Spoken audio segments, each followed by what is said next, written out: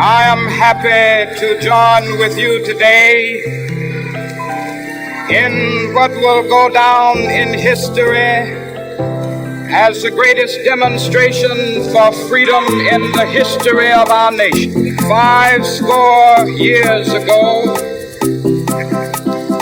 a great American in whose symbolic shadow we stand today signed the Emancipation Proclamation. This momentous decree came as a great beacon light of hope to millions of Negro slaves who had been seared in the flames of withering injustice. It came as a joyous daybreak to end the long night of their captivity. But 100 years later, the Negro still is not free. 100 years later, the life of the Negro is still sadly crippled by the manacles of segregation and the chains of discrimination. 100 years later, the Negro lives on a lonely island of poverty in the midst of a vast ocean of material prosperity. 100 years later, the Negro is still languished in the corners of American society and finds himself in exile in his own land. So we've come here today to dramatize a shameful condition. In a sense, we've come to our nation's capital to cash a check. When the architects of our republic wrote the magnificent words of the Constitution and the Declaration of Independence, they were signing a promissory note to which every American was to fall heir.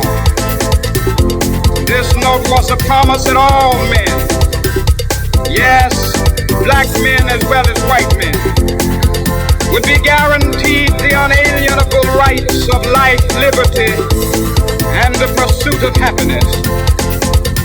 It is obvious today that America has defaulted on this promissory note insofar as her citizens of color are concerned. Instead of honoring this sacred obligation, America has given the Negro people a bad check. A check which has come back marked insufficient funds. But we refuse to believe that the Bank of Justice is bankrupt. We refuse to believe that there are insufficient funds in the great vaults of opportunity of this nation. So we've come to cash this check, a check that will give us upon demand the riches of freedom and the security of justice.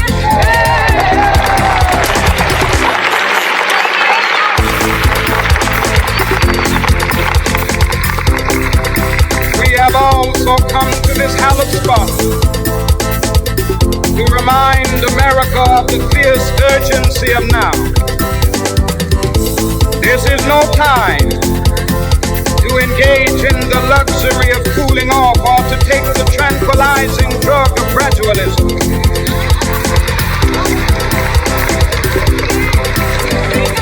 Now is the time to make real the promises of democracy.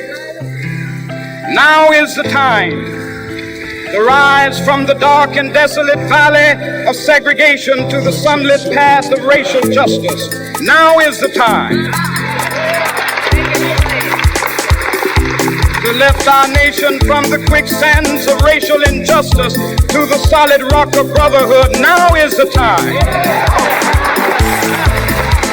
to make justice a reality for all of God's children. It would be fatal for the nation to overlook the urgency of the moment. This sweltering summer of the Negro's legitimate discontent will not pass until there is an invigorating autumn of freedom and equality. 1963 is not an end, but a beginning.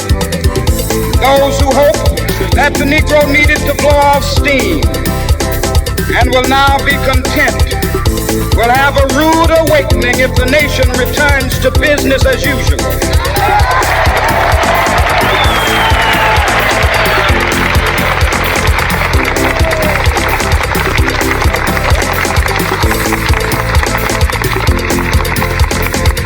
There will be neither rest nor tranquility in America until the Negro is granted his citizenship rights.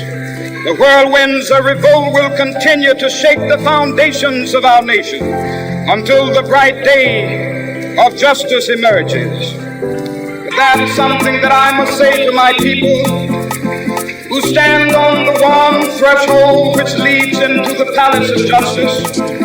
In the process of gaining our rightful place, we must not be guilty of wrongful deeds. Let us not seek to satisfy our thirst for freedom by drinking from the cup of bitterness and hatred.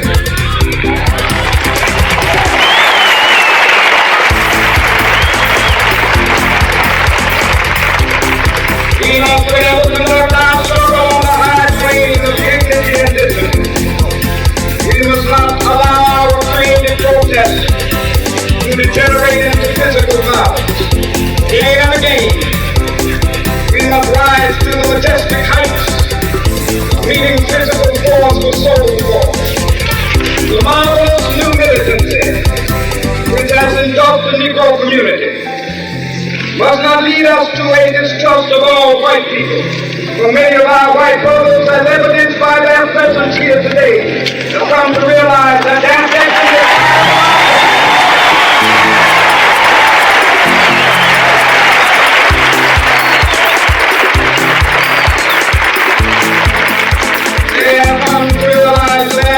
is inextricably bound to our freedom. We cannot walk alone. As we walk, we must make the pledge that we shall always march ahead. We cannot turn back. There are those who are asking the devotees of civil rights, when will you be satisfied? We can never be satisfied as long as the Negro is the victim of the unspeakable horrors of police brutality. We can never be satisfied as long as our body is heavy with the fatigue of travel. We cannot gain lodging in the motels of the highways and the hotels of the city.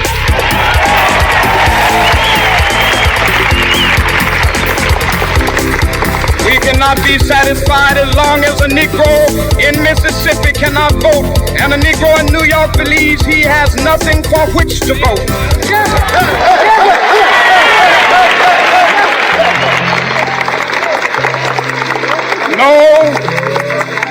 No, we are not satisfied, and we will not be satisfied until justice rolls down like waters and righteousness like a mighty stream.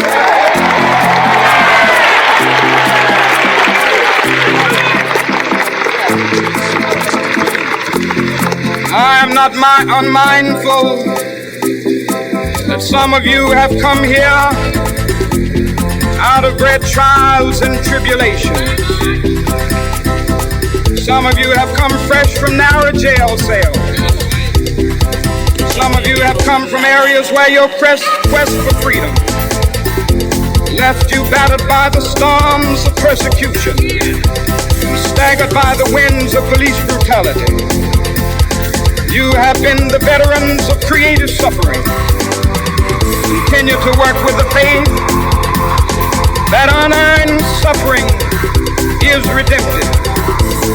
Go back to Mississippi. Go back to Alabama. Go back to South Carolina. Go back to Georgia. Go back to Louisiana. Go back to the slums and ghettos of our northern cities, knowing that somehow this situation can and will be changed. Let us not wallow in the valley of despair. I say to you today, my friend,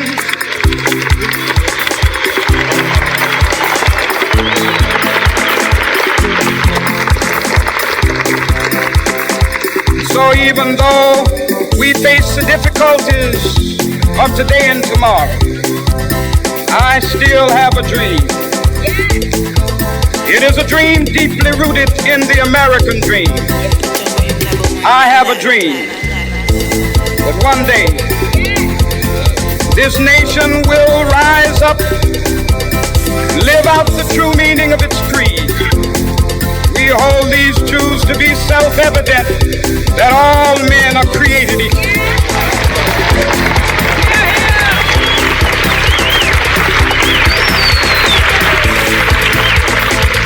I have a dream that one day on the red hills of Georgia, the sons of former slaves and the sons of former slave owners will they be able to sit down together at the table of brotherhood.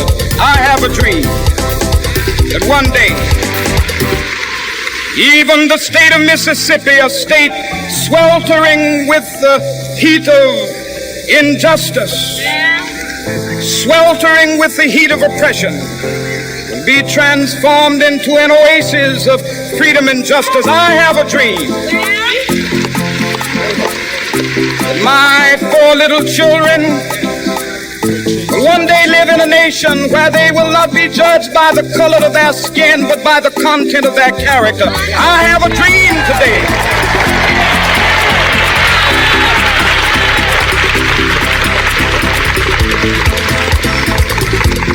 I have a dream that one day down in Alabama, with its vicious racists, with its governor having his lips dripping with the words of interposition and nullification, one day right there in Alabama, little black boys and black girls will be able to join hands with little white boys and white girls as sisters and brothers. I have a dream today.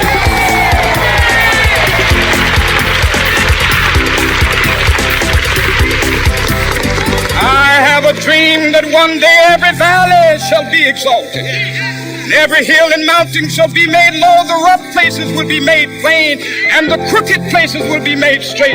And the glory of the Lord shall be revealed, and all flesh shall see it together. This is our hope. This is the faith that I go back to the South with. With this faith, we will be able to hew out of the mountain of despair a stone of hope. With this faith, we will be able to transform the jangling discords of our nation into a beautiful symphony of brotherhood. With this faith, we will be able to work together, to pray together, to struggle together, to go to jail together, to stand up for freedom together, knowing that we will be free one day. This will be the day. This will be the day when all of God's children be able to sing with new meaning, my country tears of thee. Sweet land of liberty of thee I sing. Land where my fathers died, land of the pilgrim's cry. From every mountainside, let freedom ring. And if America is to be a great nation, this must become true. So let freedom ring. From the prodigious hilltops of New Hampshire, let freedom ring. From the mighty mountains of New York, let freedom ring. From the heightening Alleghenies of Pennsylvania, let freedom ring. From the snow-capped Rockies of Colorado, let freedom ring. From the curvaceous slopes of California. But not only that, let freedom ring from Stone Mountain of Georgia. Let freedom ring from Lookout Mountain of Tennessee. Let freedom ring from every hill and molehill of Mississippi, from every mountainside. Let freedom ring. And when this happens, when we allow freedom to ring, when we let it ring from every village and every hamlet, from every state and every city, we will be able to speed up that day when all of God's children, black men and white men, Jews and Gentiles, Protestants and Catholics, will be able to join hands and sing